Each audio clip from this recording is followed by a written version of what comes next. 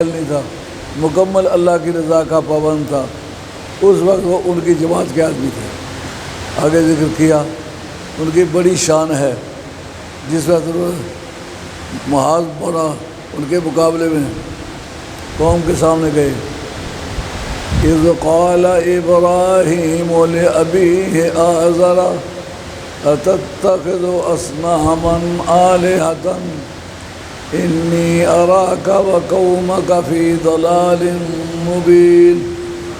کوئی کلمہ حق کہتے وقت جس نے پالا تھا اس کا نام تھا آزر، آپ کے باپ کا نام تھا طارق۔ اس پر کافی بحث ہے، علماء کا اختلاف ہے، مگر دلائل صحیحہ سے جو بات ثابت ہوتی ہے، آدم علیہ السلام سے لے کر کے تا نبی کریم علیہ السلام، آپ کا نور کسی کافر کی پشت میں نہیں رہا، کسی زانیہ کے پیٹ میں نہیں رہا، یعنی آپ کے نسب میں کوئی زانیہ عورت نہیں گزری، کوئی مشرک مرد نہیں گزرا۔ یہ حدیث اتنے دلائل سے ثابت ہے کہ اس کو چیلنج نہیں کیا جا سکتا۔ اس سے ثابت ہوتا ہے کہ آزر باپ نہیں تھا، عادتاً اس کو آپ ابا کہہ کے بلاتے تھے۔ ہمارے اپنے ملک میں بھی دیکھتے ہیں کہ بچے اپنے باپ کو چچا کہہ کے بلاتے، بڑا بھائی ہے، اس کی اولاد ہے، اور اس کے سامنے جو آیا ہے وہ چچا ہے، اس کو چچا کہنے لگے، پھر ساری اولاد باپ کو چچا کہنے لگ گئے۔ تو چچا باپ کے معنی میں استعمال ہوتا رہتا ہے، یہ عربوں میں بھی ہے، غیر عربوں میں بھی ہے۔ تو اس عادت کے مطابق اس کو آپ نے باپ کہا، اور کہا کیا، اگرچہ تیرے ساتھ رہا ہوں، تیرے پرورش میں رہا ہوں، مگر تمہیں بتاتا ہوں کلمہ حق کہتے وقت میں کسی بات کا لحاظ نہیں کرتا۔ انی اراکا و قومکا فی ضلال مبین، ایک صرف تو ہی بے ایمان نہیں ہے بلکہ تیری قوم بھی بے ایمان ہے، اور میں تمہیں گمراہی میں مبتلا دیکھتا ہوں۔ اور سال کے بعد وہ ایک میلہ کیا کرتے تھے، یہ سال کے بعد عیاشی کا کوئی دن مقرر کرنا، یہ اسلام سے پہلے بھی چلا آ رہا تھا۔ ہمارے اسلام نے قربانی والی عید، روزوں والی عید، دو عیدیں رکھی ہیں۔ اسلام سے پہلے ایک عید تھی نوروز، وہ موسم بہار کا پہلا دن تھا، اور دوسرا پتجھڑ، یہ موسم خزاں کا پہلا دن۔ یہ دو عیدیں تھیں، مگر ان عیدوں پہ کیا کرتے تھے، ان عیدوں پہ ایسا کرتے تھے کہ پھل کھائے، چھلکے پڑوسیوں کے دروازے پر پھینک دیے، جو غریب پھل نہیں خرید سکتے، ان کو ستاتے تھے۔ اچھے کپڑے پہنے، جا کر پڑوسیوں کے بچوں کو بتایا میرے یہ کپڑے میرے لے کے دیے ہیں، ان کے پاس پیسے نہیں ہیں کہ وہ کپڑے خریدیں، تو پڑوسیوں کو ستانا، ان کو تکلیف پہنچانا، یہ ان کا پیشہ تھا۔ اسلام نے کہا ایسی عیدیں نہیں ہیں جس سے ہزارہ انسانوں کے دل دکھائے جائے، تم عید کرتے ہو قربانی والی عید کرو اور فطرانے والی عید کرو۔ اگر رمضان شریف ہے، بھائی رمضان ہے، تو جتنے اپنے بچوں کے لیے کپڑے خریدتے ہو اس طرح کے غریبوں کے بچوں کو کپڑے خرید کے دو، جتنے اپنے کھانے پینے کے لیے اچھے بندوبست کرتے ہو فطرانہ ادا کرو عید کی نماز سے پہلے تاکہ لوگ اپنے عید کی تیاری کر لیں۔ اگر ماہ رمضان کے درمیان میں یا ابتدا میں یا دوران سال ہی آج فطرانہ کوئی ادا کر دے کہ غریب لوگ اس سے اپنے گزارا چلائیں تو وہ ادا ہو جائے گا۔ اس کے جلدی سے جلدی ادا کرنے پر کوئی پابندی نہیں ہے، لیٹ کرنے پر پابندی ہے۔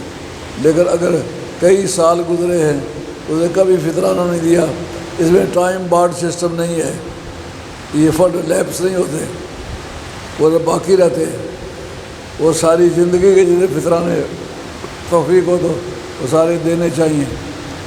لیٹ ہونے سے یا مس کرنے سے وہ کینسل نہیں ہوتے، اسی دن اسٹینڈنگ ہوتی ہے اور خدا کی بارگاہ میں پرسش ہوگی۔ اگر قربانی والی عید ہے، روزوں والی عید کو جلدی کرنے کا حکم ہے کہ پہلے فطرانہ ادا ہو، لوگ جا کے تیاری کر لیں۔ اس میں حکم ہے کہ دیر سے کرو تاکہ لوگ جانور ذبح کریں تو غریبوں کے گھروں میں گوشت پہنچ جائے، وہ گوشت ابال کے اپنی عید کا بندوبست کر لے۔ تو انسانیت کو ان کے دکھوں میں مدد پہنچانا اور غریبوں کی مدد کرنا، وہ اسلام کا یہ شعور ہے کہ دوسری انسانیت کا مذاق نہیں اڑانا، انسانوں سے ہمدردی کرنی ہے، بیوگان سے ہمدردی کرنی ہے، یتیموں سے ہمدردی کرنی ہے۔ اور سرکار نے خود یہ تامت گزاری تھی، تو حدیث قدسی ہے، اذا بکل یتیم وقعت دموعہ فی کف الرحمن، جو یتیم روتا ہے نا اس کے آنسو اللہ تعالیٰ کے دست قدرت میں گرتے ہیں، اور اللہ فرماتا ہے من ابقى هذا اليتیم الذی واريت والدہ فی التراب، اس مسکین کو کس نے رلایا ہے جس کے باپ کو میں نے قبر میں دفن کرا دیا ہے۔ من اسکتہ فلہ الجنہ، جو اس کے آنسو پوچھتے اس کے لیے بھی جنت ہے۔ یعنی غریب سرکار نے خود یہ طاقت دیکھی تھی، سرکار یتیموں کے گھروں میں جاتے تھے، ان کی دیکھ بھال کرتے تھے۔ آپ بھی اور میں بھی اگر مسکینوں اور دکھیا انسانوں کے کام آتے ہیں، ہماری عیدیں ہیں، وگرنہ عذاب الہی کا خریدنا ہے نہیں، دکھیا انسان کے کام آؤ۔ اگر کوئی دکھیا انسان آپ سے سکون پائے گا تو آپ کو اللہ تعالیٰ کی رحمتیں گھیر لے گی۔ حدیث قدسی کے اندر ہے کہ اے میرے محبوب، اگر تیری امت کے یہ بوڑھے بوڑھے بندے جو سیدھے ہو کے چل نہیں سکتے، دوسرے کے کندھے پہ ہاتھ رکھ کے چلتے ہیں، بیٹھے ہوئے اٹھنا چاہیں، جب تک دوسرا کوئی نہ اٹھائے وہ اٹھ نہیں سکتے، اگر یہ نہ ہوتے تو میں تیری امت کے جوانوں کو بری طرح سزا دیتا جو برائیاں کرتے ہیں۔ ان کی برائیاں ان بوڑھے باباؤں کی طرف وجہ سے وہ برائیاں کینسل ہو جاتی ہیں، ان کی سزا نہیں ہوتی۔ کہ بوڑھے بابوں کا جس کا کوئی باپ یا دادا یا نانا یا اور کوئی خاندان کا بوڑھا ہے، اس کی دیکھ بھال کرنا یہ عذاب الہی سے بچنے کا ذریعہ ہے۔ وہ بغداد کے رہنے والے تھے حضرت ابراہیم علیہ السلام، وہاں ایک میلہ لگا کرتا تھا سال کے بعد، اس میلے میں عورتیں بن سنور کے جاتی تھیں، مرد پوری طرح سے تیار ہوتے تھے اور طرح طرح کے کھانے پکا کے بتوں کے سامنے رکھ جاتے تھے، اور جو ادھر میلے پر کھاتے تھے وہ الگ تھے، یہ تبرک کے طور پہ چھوڑ جاتے تھے کہ یہاں یہ سب چیزیں کھانے بتوں کے سامنے پڑے ہوئے ہیں۔ حضرت ابراہیم علیہ السلام کا کہا کہ چلو ہمارے ساتھ۔ آپ نے فرمایا انی سقیم، میری طبیعت اچھی نہیں ہے، ٹھیک نہیں۔ اس کو بعض ملاؤں نے کہا کہ حضرت ابراہیم علیہ السلام 3 جھوٹ کہے ہیں، معاذ اللہ، 3 مرتبہ جھوٹ کہنا ثابت ہے۔ اس پر امام راضی کہتے ہیں راوی کو جھوٹا کہنا آسان ہے، نبی کو جھوٹا کہنا ممکن نہیں ہے۔ اس لیے یہ جو جھوٹ کہنے کے راوی ہے کہ نبی نے جھوٹ کہا ہے، ہم اس راوی کو جھوٹا کہتے ہیں، نبی جھوٹ نہیں کہتے۔ فاذکر فی الکتاب ابراہیم انہ کان صدیقا نبیا، کہا وہ بہت بڑا سچا تھا، جس کی سچائی کا گواہ رب ہے، اس کے ذمہ کوئی جھوٹ ڈالے تو کس نے ڈالے گا۔ جب واپس آئے ادھر گئے ہوئے تھے میلے پر، یہ پیچھے بت خانے میں گھس گئے، لے کے کلاڑا، نہ کسی کا منہ دیکھا نہ ناک، نتنے اڑا دیے، ٹینٹوے اڑا دیے، کانوں کی ڈوگ اڑا دی، ناک اڑا دی، آنکھیں نکال دی، مار مار کے کباڑ خانہ بنا دیا۔ ان کا کروڑوں روپے کے بنائے ہوئے بت وہ سارے توڑ دیے، اور کلاڑا لے کے جو بڑا بت تھا اس کے کندھے پہ رکھ دیا۔ جب وہ واپس آئے تفتیش کرنے لگے، انہوں نے کہا ان کی مخالفت صرف ایک آدمی کرتا ہے جس کا نام ہے ابراہیم، تو یہ اسی نے کیا ہوگا اور کسی کوئی نہیں کرتا۔ آپ سے جب پوچھا گیا اب اس بڑے بے ایمان سے پوچھو جس کے کندھے پہ کلاڑا ہے، یہ سارے جھوٹے خداؤں کا سردار ہے، اب اسے کیا پوچھتے ہیں، ان سے پوچھو یہ بات کیوں نہیں کرتے ہو، مالکم لا تنطقون، اور بات کیوں نہیں کرتے؟ جو اپنے مارنے والے کی نشاندہی نہیں کر سکتے وہ تمہارا کیا سنوار سکتے ہیں؟ اور یہ جو ان کا کہنا ہے کہ میری طبیعت علیل ہے، اس کا نام بلاغت کی زبان میں توریہ کہلاتا ہے۔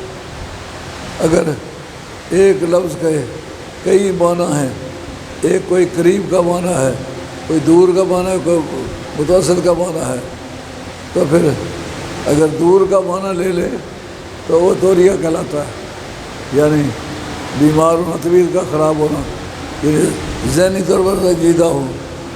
اس کے لیے ضروری نہیں کہ وہ جسمانی طور پر پیٹ میں درد ہو، طبی طور پر سنجیدہ ہو۔ یہ جملہ انہوں نے بولا، اس کا نام ہے توریہ، اس کا نام جھوٹ نہیں ہے۔ تو جس کی شہادت رب دیتا ہے کہ انہ کان صدیقا نبیّا، اس کو جھوٹا کہنے والا خود جھوٹا ہے۔ کہتے ہیں انہوں نے طے کیا، ابنوا لہ بنیانا فالقوہ بالجحیم، قالوا، انہوں نے کہا ابنوا لہ بنیانا فالقوہ بالجحیم، ایک عمارت بناؤ، آگ کا اس میں انبار بناؤ، اس کو اس آگ میں پھینکو۔ انسانی تاریخ میں آگ کی سزا، پہلا بندہ جس نام نمرود تھا، اس وقت تجویز ہوئی۔ یہ انگلینڈ میں یہ کہا کہ پاکستان والے یا دوسرے اسلامی ممالک پھانسی دیتے، یہ بڑا ظلم ہے۔ اس کو الیکٹریکیوشن کرتے تھے کہ بجلی والی کرسی پہ بٹھا دیتے تھے، بٹن آن کرتے تھے، آدمی بیٹھا بیٹھا کباب ہو جاتا تھا۔ اس کو ظلم نہیں کہتے تھے، صرف پھانسی کو ظلم کہتے تھے۔ تو آگ کی سزا اللہ کی شان کے لائق ہے، وہ کسی کو آگ کی سزا دے۔ حتیٰ کہ ہمارے فقہاء نے اس پر مسئلہ لکھا ہے کہ ہم طرف مزدوروں کی عادت ہے، ان کو وقت نہیں ملتا اپنے کپڑوں سے جوئیں نکالنے کا، تو رات کو تندور کے اوپر بیٹھ کے اپنا کرتا اتار کے، سلوار اتار کے آگ کے اوپر لٹکاتے ہیں تو جوئیں گر جاتی ہیں۔ ہمارے فقہاء نے لکھا ہے اس طرح آگ کے تندور پر بیٹھ کے جوئیں جلانا یہ جائز نہیں ہے۔ مار دو، تمہاری برات سے نجات حاصل کرنا ہے، لیکن ان کو جلانا نہیں ہے۔ کسی کو سزا کے طور پر جلانا یہ اللہ کی شان کے لائق ہے۔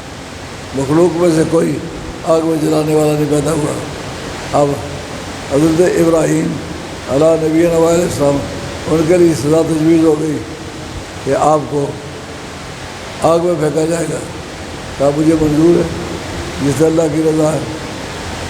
جب انہوں نے 40 مربع گز ایک عمارت بنائی، اس کو لکڑیوں سے بھر دیا، آگ دی، جب وہ ساری لکڑیاں انگارے بن گئے، اس وقت انہوں نے تیار کیا حضرت ابراہیم علیہ السلام کو اس میں پھینکنے کے لیے۔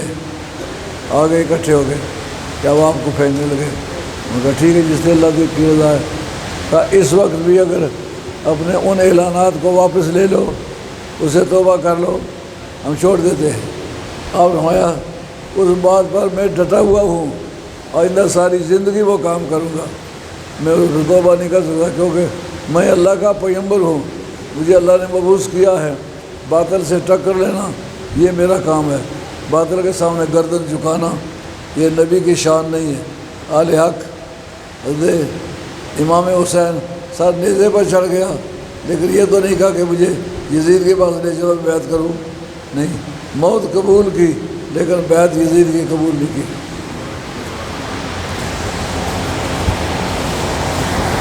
اب جس وقت تیاری ہو گئی کہ اس وقت آپ نے آگ میں جانا ہے، میں نے کہا ٹھیک ہے۔ ایک اڈولا سا بنایا ہوا ہے، اس کو منجنیق کہنا چاہیے، جس کے بعد وہ پتھر ڈال کے اسے پھینکتے رہے۔ حجاج بن یوسف نے جو پتھراؤ کیا تھا کعبہ شریف پر، اسی منجنیق کے ذریعے سے کیا تھا۔ یہ جو ادھر آپ لانچر میں رکھ کے میزائل کو فائر کرتے ہیں، یہ اسی کی طرف یافتہ صورت ہے۔ تو اس پر ڈالا، جبریل امین آئے، انہوں نے کہا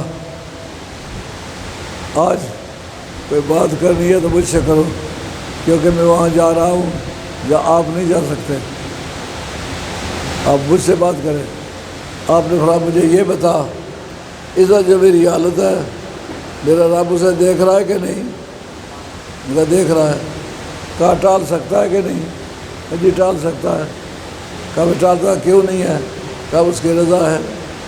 کہا اگر اللہ کی رضا مجھے مصیبت میں مبتلا کرے تو آپ تماشا دیکھیں۔ آپ کو لمبے لمبے سجدے کرنے آتے ہیں لیکن اپنے محبوب کی راضی نامی کے لیے آگ میں جلنا نہیں آتا۔ آج دیکھو جو حضرت انسان کو مسجود ملائک بنایا ہے، تمہاری پیشانی پر جو نشان ہے وہ میرے باپ کے سامنے سجدہ کرنے کا نشان ہے۔ اس لیے آج میری امداد کرنے کی ضرورت ہے۔ علم و بحالی، اس کا اللہ تعالیٰ کا علم میرے حال سے آگاہ ہے۔ فخذ وہ علم و بحالی، وہ میرے لیے کافی ہے کہ اللہ جانتا ہے کہ مجھے پھینکا جا رہا ہے۔ اگر ایک میل پر بلندی پر سے پرندہ جا رہا ہے اس کی آگ سے کباب بن کے نیچے گر جاتا تھا۔ اب حضرت ابراہیم علیہ السلام کو اس آگ کے لیے تیار کیا گیا۔ اب جب آپ کو پھینکا گیا، جبریل نے بھی تجویزیں دی کہ فلاں نبی کے ساتھ مصیبت آئی، اسے اللہ کی بارگاہ میں دعا مانگی، آپ بھی دعا مانگیں۔ ان کا نہیں، میں مرنے پر تو تھا راضی، قضا کے ہاتھ کیا آیا۔ جب میرا اللہ راضی ہے میں اس پر راضی ہوں۔ جب آپ کو ڈولے میں ڈال کے آگ میں پھینکا گیا، جبریل نبی کی ڈیوٹی لگی کہ جاؤ، اگر اس کا ایک بال بھی بھیگا انہیں پایا تو پھر تمہیں فرشتوں کے سامنے آنے نہیں دیا جائے گا۔ آئے، انہوں نے کیا کیا؟ انہوں نے آ کر کے ایک کرتا پہنایا جو نظر نہیں آتا تھا، اس کی موجودگی میں آگ نہ لگ سکی، اور وہ کرتا ایسا تھا کہ تاریخ نے اس کو ریکارڈ کیا ہے۔ جس حضرت یوسف علیہ السلام گئے تھے بھائیوں کے ساتھ شکار کرنے تو ان کو حضرت یعقوب علیہ السلام تعویذ کے طور پر گلے میں ڈالا تھا۔ یہ ثبوت ہے اس بات کا۔